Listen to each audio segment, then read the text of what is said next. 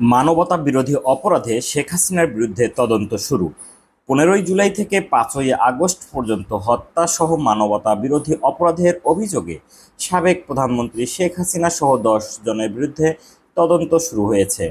বৃহস্পতিবার গণহত্যার অভিযোগ আনা নিহত সিয়ামের বাবা আইনজীবী বিষয়টি নিশ্চিত করেছেন। তিনি জানান, গতকাল রাতেই তদন্ত শুরু করেছে তদন্ত সংস্থা।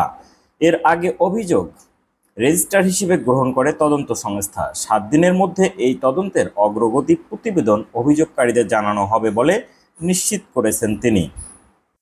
তদন্ত সংস্থার উপপরিচালক ও তদন্ত কর্মকর্তা মোহাম্মদ আতাউর রহমান বলেন, বুধবার দুপুর 1:30টায় আমরা অভিযোগটি গ্রহণ করেছি। অভিযোগটি নিবন্ধন বইয়ে নিবন্ধনভুক্ত করা হয়েছে।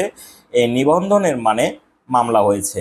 অপরাধের ধরন বলা হয়েছে 1 থেকে 9 নম্বর আসামির নির্দেশে ও পরিকল্পনায় অন্যান্য আসামিরা দেশীয় এবং আগ্নেয়াস্ত্র দ্বারা নির্বিচারে গুলিবর্ষণ করে বৈষম্য বিরোধী ছাত্র আন্দোলনকারী সাধারণ নিরস্ত্র ছাত্র জনতাকে হত্যা করে তাদের সমূলে বা আংশিক নির্মূল করার উদ্দেশ্যে গণহত্যা ও মানবতা বিরোধী অপরাধ সংগঠন করা হয়েছে। উল্লেখ্য, ট্রাইব্যুনালে কোনো অভিযোগ নিবন্ধনের পর তা মামলা হিসেবে গণ্য করা হয়। এর আগে বুধবার দুপুরে কোটা সংস্কার আন্দোলনে নিহত বাগেরহাটের আরিফ আহমেদ সিয়ামের বাবা মোহাম্মদ বুলবুল কবির আন্তর্জাতিক অপরাধ ট্রাইব্যুনালে তদন্ত সংস্থায় লিখিত অভিযোগ করেন।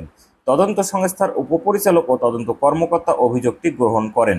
পরে তা অভিযোগ নিবন্ধনের বইয়ে নিবন্ধন করা হয়। তদন্ত কর্মকর্তা মোহাম্মদ আতাউর রহমান আরও বলেন, আমরা তদন্ত কাজও শুরু করে দিয়েছি। আপাতত পেপার ওয়ার্ক করছি।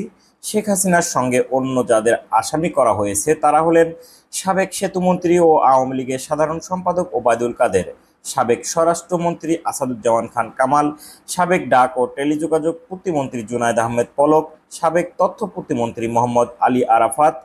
আরও রয়েছেন পুলিশের সাবেক মহাপরিদর্শক চৌধুরী আবদুল্লাহ আল মামুন, র্যাবের সাবেক মহাপরিচালক মোহাম্মদ হারুনর রশিদ, ঢাকা মহানগর পুলিশের সাবেক কমিশনার হাবিবুর রহমান, সাবেক অতিরিক্ত পুলিশ কমিশনার ও ঢাকা মহানগর পুলিশের সাবেক গোয়েন্দা প্রধান হারুনর রশিদ।